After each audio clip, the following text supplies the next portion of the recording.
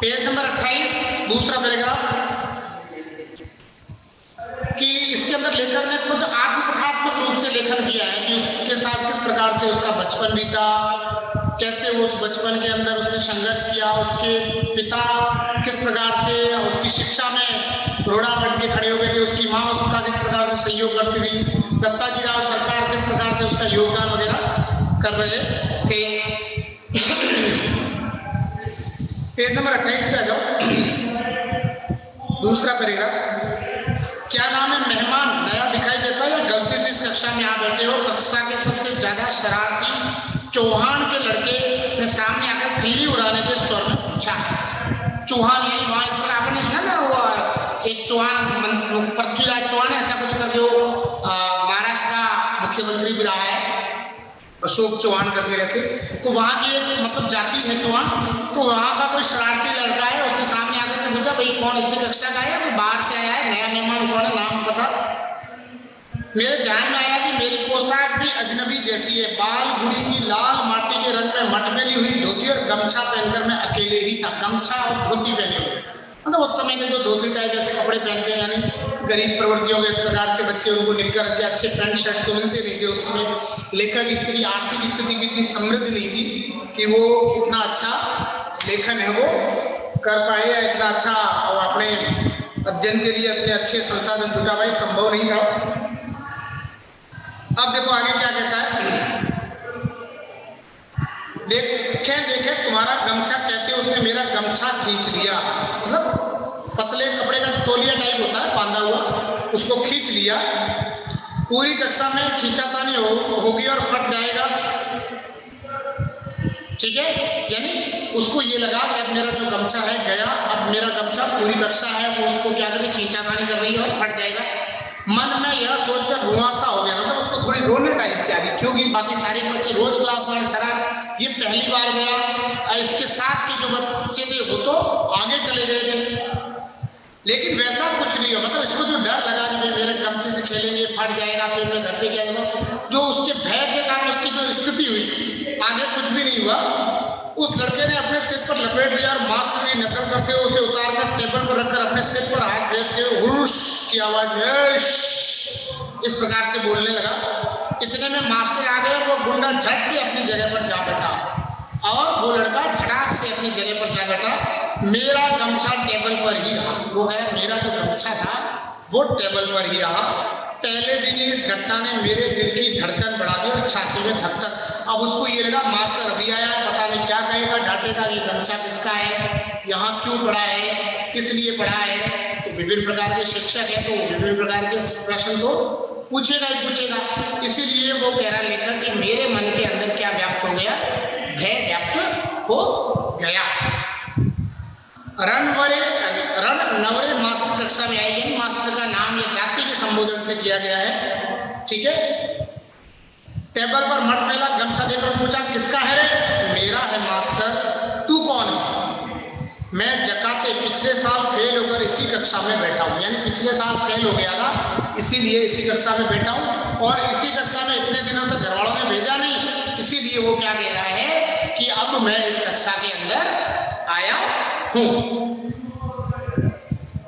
गमछा ले जा, पहले उसने छड़ी से मेरा गमछा मतलब ऐसे डंडे से उठा करके दिया, नीचे डाल दिया। मैं उसे अपने उठाने गया तो कहा यहाँ क्यों रखा है मूर्खों की तरह? मैंने नहीं रखा मास्टर, उस लड़के ने मेरे सिर से छीन लिया था, यहाँ रख दिया था। यानी वो मेरा मेरे सर पे बांधा हुआ था और उस लड़के की तरफ उसने इशारा करके बोला भाई किसने क्या किया, मेरे से छीन लिया और यहाँ ला करके रख दिया। यह चौहान का बच्चा बिन बात के उठक पटक करता कहते हुए मास्टर उस लड़के की ओर चले गए। मास्टर ने मेरे बारे में और भी पूछताछ की और वामन पंडित की कविता पढ़ाने लगे। यानी वामन पंडित वहाँ का कविता, इसका मतलब वो भाषा की कविता या मराठी भाषा पढ़ा रहे थे, उन्होंने वहाँ का कोई लेखक है उसकी कविता है वो पढ़ानी शुरू कर दी। बीच की छुट्टी में मेरी धोती की काज उस लड़के ने 2 बार खींचने की कोशिश। काज का मतलब होता है धोती पहनता ना, दोनों पाँव के बीच में जो लपेट करके बांधते हैं ना, जिससे धोती मजबूत रहती है, तो उसको खींचने की 2 बार कोशिश की, लेकिन मैं फिर दीवार की तरफ पीट करके जा बैठा तो पूरी छुट्टी होने से पहले उठा ही नहीं। खिलौनों के लिए बनाए गए पोआ कि बच्चों को खुले में रख देने पर जैसे कोई चारों ओर से उस पर चोंच मारते हैं, यानी जैसे कोई खिलौना कोई के बच्चे और फिर कोई उस पर चोंच मारते हैं, वैसा ही मेरा हाल हो गया। मेरी ही पाठशाला मुझे चोंच मार मार कर घायल कर गई। क्यों? क्योंकि ये बहुत दिनों बाद गया था, इसका वेशभूषा ऐसी थी अजनबी जैसी, और ये जिस कक्षा में था गत साल उसी कक्षा में बैठा था, उसके साथ वाले आगे चले गए तो पीछे वाले लड़के इसको जानते भी नहीं थे। मन उदास हो गया। चौथी से पांचवीं तक घर जाते समय सोच रहा था कि लड़के मेरी खिल्ली उड़ाते हैं, धोती खींचते हैं, गमछा खींचते हैं, तो इस तरह कैसे निभाव होगा। निभाव होने का मतलब होता है किस प्रकार से चलेगा ना, चलेगा कैसे, ऐसे मैं विद्यालय में कैसे सामान्य से बिठा करके पढ़ूंगा, ठीक है, फिर नहीं जाऊंगा ऐसी पाठशाला, इससे तो अपना खेत ही अच्छा है, चुपचाप काम करते रहो। गली के दो लड़के हैं कक्षा में, वे मुझसे भी कमजोर है, वे क्या मदद करेंगे। यानी हमारे घर के आसपास के जो दो लड़के हैं कक्षा में, वो तो कह रहा है कि मेरे से भी क्या है, कमजोर है, तो वो तो फिर अपनी मदद करने से रहे। मन उदास हो गया। चौथी से पांचवीं तक पाठशाला अपनी लगती थी, लेकिन अब एकदम पराई जैसे लगने लगी। वहां अपना कोई नहीं। क्यों? क्योंकि उस समय उसके कक्षा के संगी साथी थे, उसके सहपाठी वगैरह सब थे, लेकिन अब उसके साथ उसका कोई भी संगी साथी या सहपाठी है वो बिल्कुल भी नहीं। सवेरे हो जाने पर मैं उमंग में था, फिर से पाठशाला चला गया। मार के पीछे मुड़कर एक नई टोपी और 2 नाड़े वाली चड्डी बेलखाऊ रंग की 8 दिन में मंगवा ली। बेलखाऊ रंग की मतलब इस प्रकार से होता नहीं, न ज्यादा काला न ज्यादा भूरा, बीच के कलर, यानी 2 नई प्रकार की निक्कर टाइप उनको माँ ने मंगवा के दे दी। चड्डी पहनकर पाठशाला में, धोती पहनकर खेत पर जाना शुरू। धीरे धीरे लड़कों से परिचय बढ़ गया। यानी चड्डी का मतलब अंडरवियर नहीं है, चड्डी का मतलब क्या है, वो एक प्रकार का अच्छे से है, जो किस कलर का है, निक्कर के टाइप की कलर का जो कच्चा है वो पहन करके, और वो कह रहा है कि मैं जाने लगा और धोती पहन करके, और अब मैं कहाँ जाने लगा, खेत। मंत्री नामक मास्टर कक्षा अध्यापक के रूप में बीच में आए। यानी मंत्री नामक, ये उनके मतलब नाम है पीछे, जैसे आप लगाते हैं ना ये फलान सिंह या कोई राम ऐसे। वे प्राय छड़ी का उपयोग नहीं करते, मतलब सजा नहीं देते, प्यार से समझाते बच्चों को। हाथ से गर्दन पकड़कर पीठ पर भूसा लगाते, मतलब इस प्रकार से धमा यूं मारते हैं। पीठ पर एक जोर का बैठते, लड़का उक बढ़ने लगा, इस प्रकार से। लड़कों के मन में उनकी दहशत बैठी, मतलब सब उनसे डरते थे। इसके कारण उद्यम करने वाले लड़कों को प्राय मौका नहीं मिलता था। पढ़ने वाले लड़कों को शाबाशी मिलने लगी। मंत्री मास्टर गणित पढ़ाते थे, यानी उनका विषय क्या था, गणित, ठीक है। पहले वाले जो शिक्षक आए थे राणा वाले, वो क्या पढ़ाते थे, वो मराठी। एकाएक सवाल गलत हो जाने उसे अपने पास बुलाकर समझाते थे। एक आध लड़के को कोई मूर्खता दिखाई दी तो वे उसे ठोक देते, इसलिए सभी का पसीना छूटने लगता। सभी लड़के घर से पढ़ाई करके आने लगे, यानी सब उनकी क्लास में पढ़ गए, क्योंकि उनको पता था सुबह जाते हैं फिर क्या पढ़ेगी, मार पढ़ने वाली है, इसीलिए सब क्या पढ़ करके आते हैं। वसंत पाटिल नाम का एक लड़का शरीर से दुबला पतला किंतु बड़ा होशियार था। वसंत पाटिल नाम का उनकी कक्षा में एक विद्यार्थी था जो पढ़ने में बहुत अच्छा था, लेकिन शरीर से बड़ा थका हुआ सा था। उसके सवाल हमेशा सही निकलते थे, स्वभाव से शांत, हमेशा पढ़ने में लगा रहता। घर से पूरी तैयारी करके आता होगा, दूसरों के सवालों की जांच करता था, मतलब वो टीचर कहता चल सबने सवाल किए, वो जांच लेता। मास्टर ने उसे कक्षा मॉनिटर बना दिया था, हमेशा पहली बेंच पर बैठता, बिल्कुल मास्टर के पास। कक्षा में उसका सम्मान था, यानी सब लड़के उसका सम्मान करते थे, भाई मास्टर का प्रिय, शिकायत करनी तो मानेंगे, इसलिए इससे बना के। मुझे यह लड़का मेरी अपेक्षा छोटा लगता था, यानी उसको ये लगता था, लेखक कह रहा है कि मेरे से छोटा दिखता था। मैं उससे पहले ही 5वें पहुंच गया था, गलती से पिछड़ गया हूं मैं, इसलिए मास्टर को कक्षा की मॉनिटरी मेरे हाथ में सौंपनी चाहिए। उसको ये लगता मैं सबसे बड़ा फेल हो गया, वो तो बड़ा ना, मुझे मॉनिटर बनाना चाहिए। मुझे ऐसे लगने लगा। दूसरी ओर यह भी लगता था कि मुझे 2 महीने में 5वीं की पूरी तैयारी करके अच्छी तरह पास होना है। कक्षा में दंगा करना, पढ़ाई की अपेक्षा करना मेरे लिए मुनासिब नहीं। हम तो इस कक्षा में ऊपरी है, यह नहीं भूलना चाहिए। और अगर नहीं तो मेरी पढ़ाई में, उसको पिता ने कहा था अगर 5वीं पास नहीं हुई तो फिर पढ़ाई छोड़ के और पूरी तरह खेती में लगना पड़ेगा। इसलिए उसको पढ़ना तो उसका क्या था, मूल ध्येय था। इन सब बातों के कारण मेरा सारा ध्यान पढ़ाई की ओर ही रहा। वसंत पाटिल की तरह ही पढ़ाई का काम करने लगा। मैंने अपनी किताबों पर अखबारी कागज के कवर चढ़ा दिए। अखबार के आजकल तो नए में तो उसको कुछ नहीं मिला, तो पुराने अखबार से चढ़ा दिए। अपना बस्ता व्यवस्थित कर रखने लगा, हमेशा कुछ न कुछ पढ़ने बैठता था। उसने यदि कक्षा में कोई शाबाशी का काम किया तो मैं भी दूसरे दिन वैसा ही कुछ करने लगा। मन की एकाग्रता के कारण गणित झटपट समझ में आने लगा, सवाल सही होने, यानी अगर एकाग्र चित्त होकर के शांत मन से अगर प्रश्न करते हैं तो वो सही हो जाते हैं। कभी कभी बसंत पाटिल के साथ साथ एक तरह से हुआ, दूसरी तरफ से मैं लड़कों के सवाल जांचने लगा।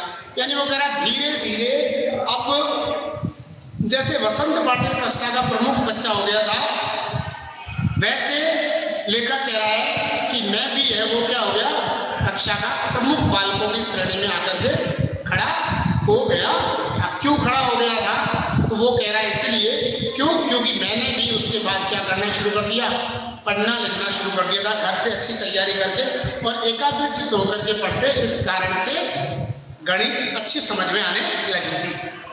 इसके कारण मेरी और वसंत की दोस्ती जम गई, यानी होशियार ठीक ठाक थे तो दोनों की दोस्ती जम गई। एक दूसरे की सहायता से हम अनेक काम करने लगे। मास्टर मुझे आनंदा कहकर बुलाने लगे। मुझे पहली बार किसी ने आनंदा कहकर पुकारा, मतलब अपना मूल नाम, नहीं तो वहां बिगड़े हुए नाम कहते। माँ कभी आनंदा कहती परंतु बहुत कम। यानी क्या है, आपने देखा होगा कि बच्चे का जो ओरिजिनल नाम कुछ और होता है, जैसे घर में बोलते हैं मोनू टोनू सोनू ऐसे बोलते रहते हैं, लेकिन उसका जो वास्तविक नाम होता है वो बहुत कम लोग बोलते हैं। तो उसे अब वास्तविक नाम से संबोधन मिलने लगा, उसको भी अच्छा लगने लगा कि वो यहाँ पर बहुत अच्छा कर रहा है। मास्टर के इस अपनेपन के व्यवहार के कारण और बसंत की दोस्ती के कारण पाठशाला में मेरा विश्वास बढ़ने लगा। यार वो कह रहा पाठशाला के अंदर मेरा विश्वास बढ़ने लगा। नवा सोदल गेंगर मास्टर मराठी पढ़ाने आते थे। ये नवा सोदलगर यानी इनका लंबा नाम है मराठी में। पढ़ाते समय वे स्वयं रम जाते थे, मतलब पूरी तरह मस्ती में छा जाते थे। विशेषतः वे कविता बहुत ही अच्छे ढंग से पढ़ाते थे, कविताओं को बहुत अच्छे ढंग से पढ़ाते थे। सुरीला गला, छंद की बढ़िया चाल और उसके साथ ही रसिकता का मतलब आनंद लेने वाले थे। पुरानी नई मराठी कविताओं के साथ साथ उन्हें अनेक अंग्रेजी कविताएं कंठस्थ थी। बहुत सारी अंग्रेजी कविताएं भी क्या थी, कंठस्थ का मतलब होता है याद होना। अनेक छंदों की लय, गति, ताल उन्हें अच्छी तरह आते थे। पहले भी एक आध कविता गाकर सुनाते, फिर बैठे बैठे अभिनय का मतलब एकदम इस प्रकार से करके दिखाना। कहते थे मेरे देश के, इस प्रकार मतलब शरीर के हाव भाव साथ में प्रकट करना। उसी भाव से किसी अन्य कवि की कविता भी सुनाकर दिखाते। बीच में कवि यशवंत बाप बोरकर, भारा तांबे, गिरीश, केशव कुमार आदि के साथ अपनी मुलाकात के संस्मरण सुनाते। संस्मरण का मतलब होता है यादें। वे स्वयं भी कविता करते थे, मतलब स्वयं कविता लिखते थे। याद आ गई हो तो अपनी ही एक आध कविता सुना देते। यह सब सुनते हुए, अनुभव करते हुए मुझे अपना भान ही नहीं रहता था। अपना भान यानी मुझे अपने बारे में भी याद नहीं रहता था। मैं अपनी आंखों और कानों में प्राणों की सारी शक्ति लगाकर दम रोककर मास्टर के हाव भाव, ध्वनि, गति, चाल और रस में मतलब एकदम ऐसे इस प्रकार से बैठा रहता है। सुबह शाम खेत पर पानी लगाते हुए या ढोर चराते हुए, यानी ढोर का मतलब जानवर चराते हुए अकेले में खुले गले से वे सारी, मतलब खुले गले का मतलब था जोर जोर से। खुले गले का मतलब क्या होता है, जोर जोर से बोलना, जोर से बोलना। यानी वो कविता जो सुनता था उसको जोर जोर से वो खेत में बोलता। खुले गले से सारी कविता मास्टर के ही हाव भाव, यति गति का मतलब होता है मतलब कहाँ कविता में रुकना है, कहाँ आगे बढ़ना है, कैसे बढ़ना है, कैसे रुकना है, उसको पूरे लय भाव के अंदर वैसे ही मैं आगे लेकर के आरोह अवरोह के अनुसार ही गाता। उन कविताओं के अर्थों से खेलता हुआ आगे पीछे आता जाता था। आगे पीछे का मतलब कभी ज्यादा जोर से, कभी धीरे से, इस प्रकार से चलता रहता था। मास्टर जिस प्रकार बैठे बैठे अभिनय करते, मैं पानी लगाते लगाते वैसा ही मतलब उसी प्रकार से अपने शरीर को अभिनय करता। क्यारियां पानी से कब भर गई इसका भान भी नहीं। भान का मतलब होता है ध्यान नहीं रहना, यानी ध्यान भी न रहना, ध्यान न रहना, यानी उसे ध्यान भी नहीं रहता कि मेरी कविता कब कहाँ कैसे चल पड़ी। फिर मास्टर की चाल पर दूसरी कविताएं भी पढ़ी जा सकती है, इसका पता भी मुझे उसी समय चला। इन कविताओं के साथ खेलते हुए मुझे दो बड़ी शक्तियां प्राप्त हुई। पहले ढोर चराते हुए, पानी लगाते हुए, एक दूसरा काम करते हुए अकेलापन बहुत खटकता है। अब वो कविता वगैरह गाता रहा तो उसको पता भी नहीं चलता कि कब ये टाइम बीत गया। किसी के साथ बोलते हुए, गपशप करते हुए, हंसी मजाक करते हुए काम करना अच्छा लगता था। हमेशा कोई ना कोई साथ में होना चाहिए ऐसा लगता था। लेकिन अब अकेलेपन से कोई उब नहीं होती। क्यों? क्योंकि जब भी उसको अकेलेपन का समय मिलता तो वो मजे से कविताएं गाता था। मैं अपने आप से ही खेलने लगा। उल्टा अब तो ऐसा लगने लगा कि जितना अकेला रहूं उतना अच्छा, यानी जितना अकेला रहूं उतना अच्छा है। इस कारण कविता ऊंची आवाज में गाई जा सकती है, मतलब लय को तेज रखना। भय विराग होता है बहुत ज्यादा जोर से, कंठ का जिसमें ज्यादा उपयोग होता है। किसी भी तरह का अभिनय किया जा सकता है। कविता गाते गाते थुई थुई करके नाचा जा सकता है। थुई थुई का मतलब आनंद के साथ नृत्य करना। मैं सचमुच ही नाचने लगता था। मैंने अनेक कविताओं को अपने खुद की चाल में गाना शुरू किया, मतलब जैसे खुद की राग के दृष्टिकोण से, या जैसा वो खुद गाता था वैसे। अनंत काणेकर की कविता जिसकी पहली पंक्ति इस प्रकार है, चांद रात पसरिते पाडरी गाय धरणी बनी, यानी चांद रात है वो आ गए हैं और पाडरी गाया धरणी बनी, यानी उसके समय पाडरी वागी है, गायन शैली है, उसके अंदर वो गाता है। तो मैंने मास्टर की चाल से अलग अपनी चाल में बिठा कर गई। यह चाल एक सिनेमा के गाने का आधार पर थी, मतलब फिल्मी गाने के अंदर गाने का प्रयास किया। केशव करणी जाति नामक छंद में था। तो एक प्रकार की ये गाने का तरीका होता है। उस कविता में मैं मास्टर की अपेक्षा ज्यादा अच्छी तरीके से वो गाता है, अभिनय के साथ गाता। चेहरे पर कविता के भाव पैदा करने का, मतलब जोश का तो जोश का, रोने का है तो रोने का, प्रसन्नता का, इस प्रकार के भाव प्रयत्न करता। मास्टर को मेरा प्रयत्न इतना अच्छा लगा कि उन्होंने 6वीं 7वीं कक्षा के सभी लड़कों के सामने मुझे बुलवाकर गवाया। पाठशाला के एक समारोह में भी उससे गवाया। इसके कारण मुझे लगा कि मेरे कुछ नए पंख निकल आए, मतलब मैं बहुत कुछ कर सकता हूँ। मास्टर स्वयं कविता करते थे। अनेक मराठी कविताओं में काव्य संग्रह का मतलब कविताओं की किताबें उनके घर में थे। वे उन कविताओं के चरित्र और उसके संस्मरण, यानी उन कविताओं का विषय क्या है, संस्मरण यानी उनकी जो यादें हैं वो बताया करते। इसके कारण वे कवि लोग मुझे आदमी ही लगने लगे थे। अब वो कह रहा है कि पहले मुझे लगता था कवि लोग कोई स्पेशल व्यक्ति होते हैं, अब उसको लगने लगा वास्तव में कवि लोग भी क्या है, आदमी है। क्योंकि ये जैसा सुना रहे हैं, अगर वैसा करने वाला तो इसका मतलब अवश्य ही वो लोग ही होंगे। खुद सौदेल देकर मास्टर कवि थे, इसलिए विश्वास हुआ कि कवि भी अपने जैसा ही एक हाड़ मास का, क्रोध लोभ का मनुष्य ही होता है। मुझे भी लगा कि मैं भी कविता कर सकता हूँ। मास्टर के दरवाजे पर छाई हुई मालती की बेल पर मास्टर ने एक कविता लिखी। मालती की बेल मतलब ये होती है, बेलें होती हैं लोग घरों के आगे लगाते हैं, वो बेल होती है आगे ऊपर चढ़ जाती है। मालती एक प्रकार का पौधा है, तो उसकी जो बेल होती है उसके ऊपर उन्होंने एक कविता लिखी। अब वो कह रहा है वह कविता और लता मैंने दोनों ही देखी होगी, तो कविता भी पढ़ी और उनके घर के बाद जो बेल होगी उसको भी देखा। इसके कारण मुझे लगता था कि अपने आसपास, अपने गांव में, अपने खेतों में कितने ऐसे दृश्य हैं जिन पर मैं कविता बना सकता हूँ। यह सब कुछ अनजाने में ही होता रहता था। भैंस चराते चराते मैं फसलों पर, जंगली फूलों पर तुकबंदी करने लगा। तुकबंदी करने का मतलब कविता लिखने का प्रयास करने लगा। उन्हें जोर से गुनगुनाता भी था और मास्टर को दिखाने भी लगा। कविता लिखने के लिए खिस्सा में कागज और पेंसिल रखने लगा। खिस्सा का मतलब होता है यहाँ कमर के अंदर ठूस करके, है जेब तो होते नहीं यहाँ, इसलिए यहाँ पर ठूस करके कागज और कलम रखने लगा। जब भी याद आया तो लिख लिया। कभी वह न होते तो लकड़ी के छोटे टुकड़े से भैंस की पीठ पर रेखा खींचकर लिखता था। यानी भैंस की पीठ के ऊपर, क्योंकि वो पूरी मिट्टी मिट्टी होती है तो लकड़ी के टुकड़े से उसके ऊपर आसानी से लिखी जा सकती है। या पत्थर की शिला पर कंकड़ से लिख लेता। यहाँ पर पत्थर गिरा हुआ है उसके ऊपर जो कंकड़ टाइप है उससे लिख लेता। जब कंठस्थ हो जाती तो पहुंच देता, यानी उसको साफ कर देगा। किसी रविवार के दिन एकाध कविता बन जाती तो सोमवार के दिन मास्टर को दिखाता। यानी रविवार पूरा दिन ये ढोर वगैरह चलाने में बिजी रहता। अगर उस दिन फिर कोई कविता वगैरह बन गई तो फिर वो कहता है कि मैं सोमवार के दिन मास्टर को दिखाता।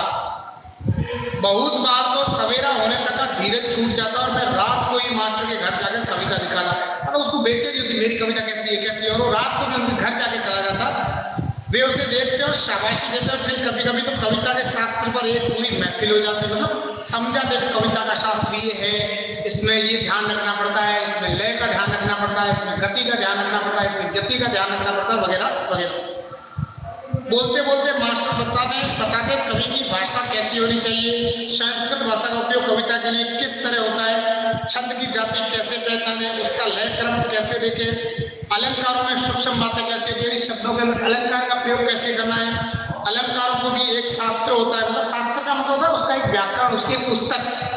कवि को शुद्ध लेखन करना क्यों जरूरी होता है, यानी भाषा हमेशा शुद्ध लिखनी चाहिए, यानी आप जो लिख रहे हो वो शब्द एकदम कैसे होने चाहिए, शुद्ध होने चाहिए।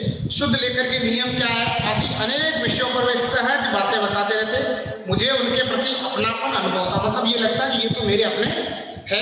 वे मुझे पुस्तक देते, अलग अलग प्रकार के कविता संग्रह देते।